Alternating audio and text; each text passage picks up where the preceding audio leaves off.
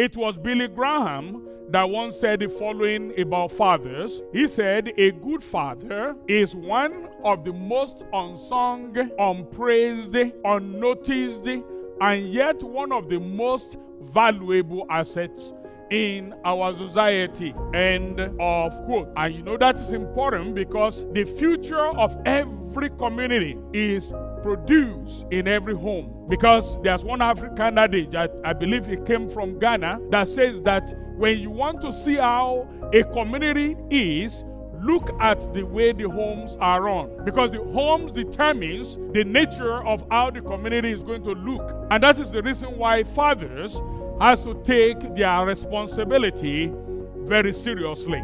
And I remember when I was growing up too, in the villages in Africa, you pride yourself to be the son of somebody in the village. And in fact, the elders of the village, when they look at you, they can tell who you are born by. They can tell who birthed you. They can tell who your parents are.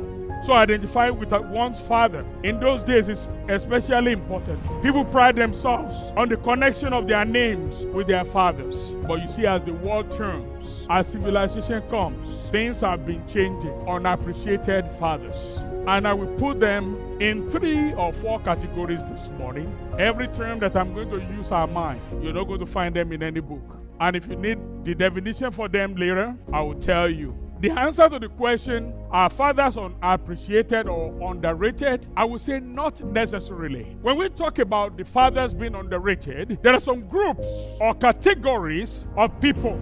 There's a category 1 that I called the legitimate grievant. This kind of people, they claim that their father was not there for them. And they legitimately underappreciated them because he's always absent, he was abusive, he was not a provider. It was only the mother that took care of them, and he did not provide emotional support and was never helpful in the family. And such fathers only showed up at the kids' graduation.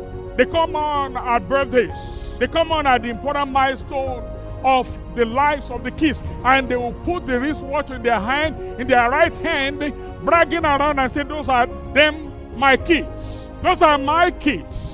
But they are not in their life when they are doing homework. They are not in their life when they are doing everything else. They are not in their life even with the payment of school bills. They are not in their life with the payment of the food on the table. They are not in their life with doing all the regular stuff. But they like to pride themselves on the days of celebration. So those kind of people will say, I legitimately refuse to appreciate my father. I call them legitimate grievant.